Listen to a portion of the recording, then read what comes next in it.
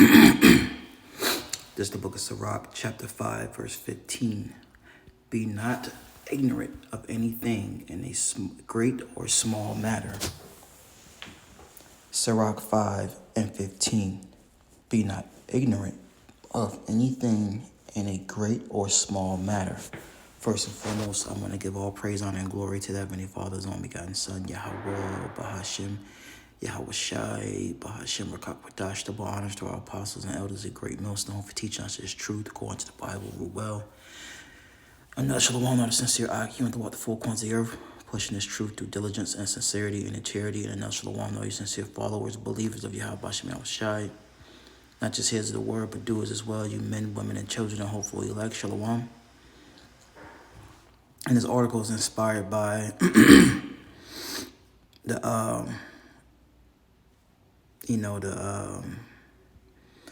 the brain C-hip that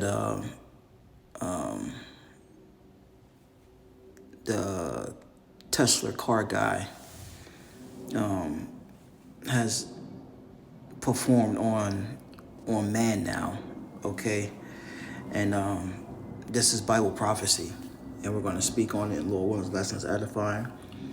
And as Israelites, so-called Negroes, Latinos, Native American Indians, we are to be in a state of not knowing, right? Because ignorant means not to know.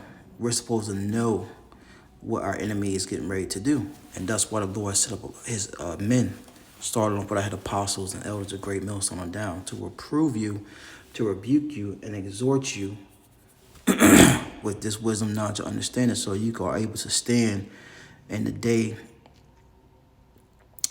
that we're living in. All right, the wiles of the devil. So one more time, Sirach 5 and 15. Be not ignorant of anything in a great or small matter, because some people may think of this as a great matter, some may think of it as a small matter. But regardless, be not ignorant, be not knowing, because 2 Corinthians tells us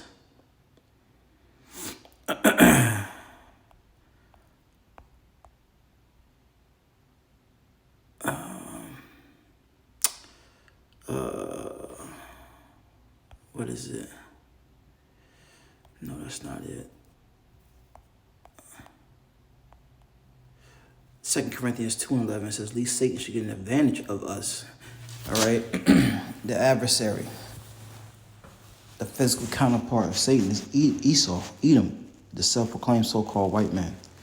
All right, it says, "Least Satan should get an advantage of us, for we are not ignorant of his devices." That's right, we're not. The Lord has given us what we need for salvation, and warned us of things that will be coming upon the earth, so that we can avoid them. All right, and this technology is something our people are going to have to avoid, because it's written in Revelation. And we're going to play the clip. We're going to play the clip. Revelation 13. It says, Revelation 13 and 16 says, "And He calls of all, both small and great," that He is the elites, the shadow government, all right, the ones that are running the earth behind the presidents and prime ministers. Okay, it says what they would call the naughty. Okay, the naughty. All right, it says Revelation 13 and 16. "He calls of all, both small and great, rich and poor, free and bond, to receive a mark in their right hand or in their foreheads, and that no man might buy or sell, save he that had the mark, or the name of the beast, or the number of his name." All right, so you're not going to be able to be in society unless you have this technology inside of you. That's where things are going. Okay?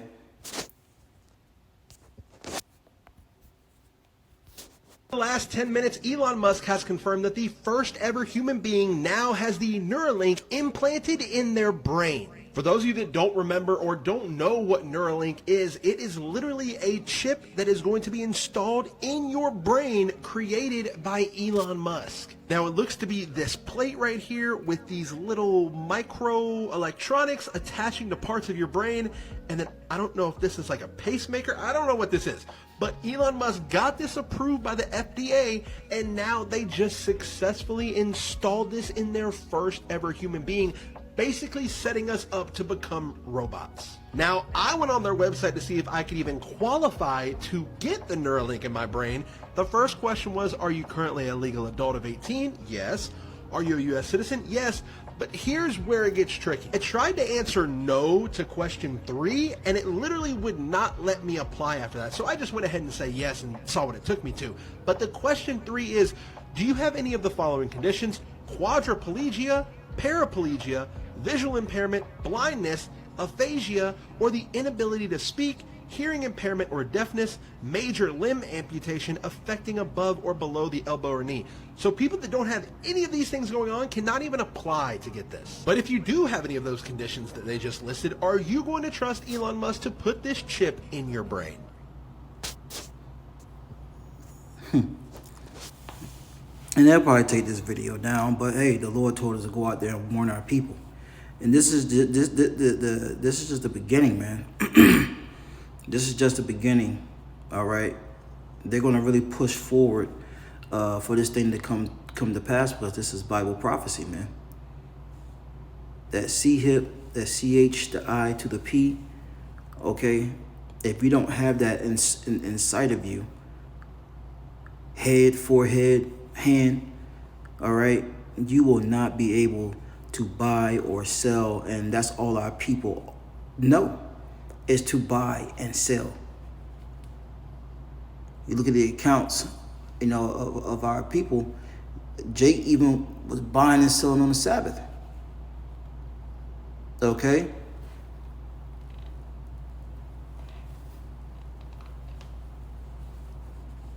Anyways, and this is going to be called the hour of temptation, because you're going to see so-called friends, you're going to see so-called family members, you're going to see co-workers, people taking this thing, and you're going to be left with a decision, all right? See, this world tries to make you feel bad for being an outcast, you know? But guess what? We are an outcast. We don't belong to this world, the hopeful elect. And this is Revelation chapter 3, verse 10. Because thou hast kept the word of my patience, I will also keep thee from the hour of temptation. And temptation, all right, you know, being, you know, to do something wrong or off. And the Lord is not with his elect taking that. The elect will not take this new technology. It's written, we have the victory. Lord, when I'm a part of that number, you should say Akim and Akwaf. It says, which shall come upon all the world to try them that dwell upon the earth. It says, behold, I come quickly, hold that fast which thou hast, that no man take thy crown. And it's the wisdom. And that's why we got to constantly keep, you know, Psalms 51, that chapter in our minds, in our lives, in our hearts, and in our prayers, because we're living in serious times, man. You know, guys are falling away by the wayside. This, you know, the Lord's revealing, you know, who he's dealing with. And, you know, it's a great and scary thing at the same time. You know, guys that want to go off and teach wayward doctrines, they're going to take this chip, man. You know, guys that fell out, that stopped teaching back in the world, they're going to take a chip, and they're going to take a missile, more than likely. If Jacob's trouble don't get them, they're going to get caught somehow, some way.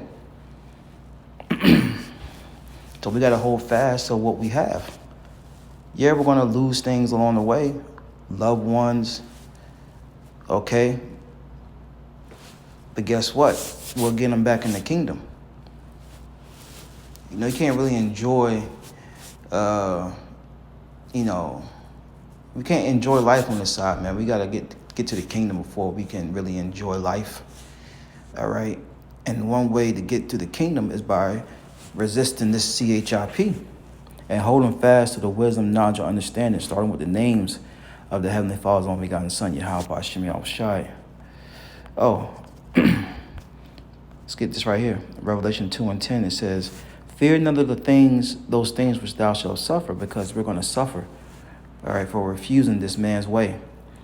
It says, behold, the devil shall cast some of you into prison, that ye may be tried. Yeah, you don't want to get down with this new technology, this new way, the fourth industrial revolution, you know, as Mr. Schwab likes to say. It says, hey, look, you're going to be thrown into prison. It says that ye may be tried, and that ye shall have tribulation 10 days. Be thou faithful unto death, and I will give thee a crown of life. And that's part of holding on to your crown, man. Holding on to the faith that was given to us by YAHAWASHI, through these accounts, through these precepts, through these scriptures. That's all we have. And we got to hold on to it, man.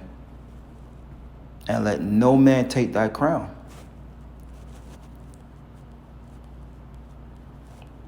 Because if a man takes your crown, guess what?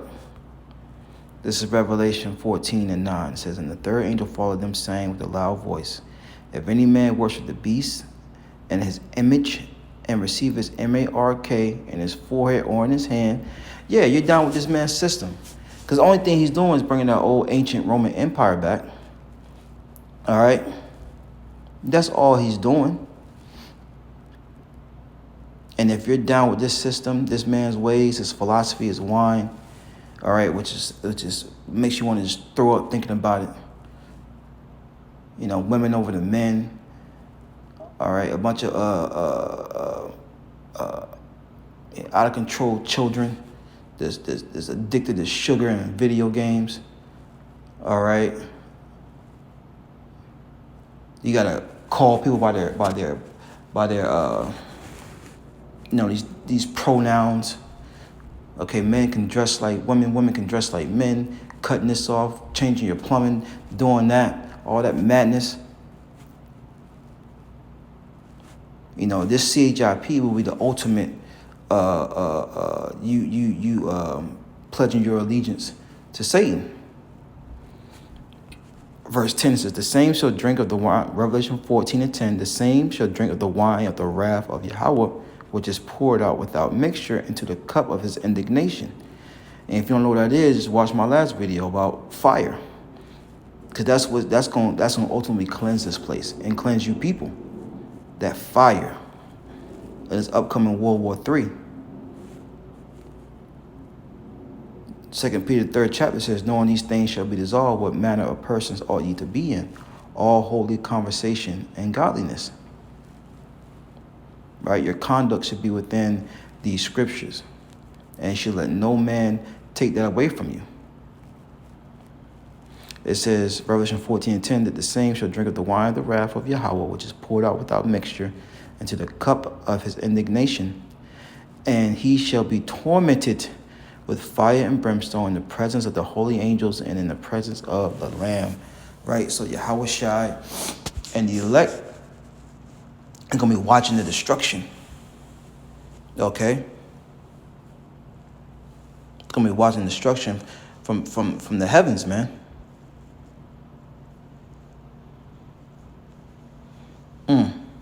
It says, and the smoke of their torment ascended up forever and ever, and they had no rest day nor night, who worship the beast and his image, and whoso receiveth the mark of his name.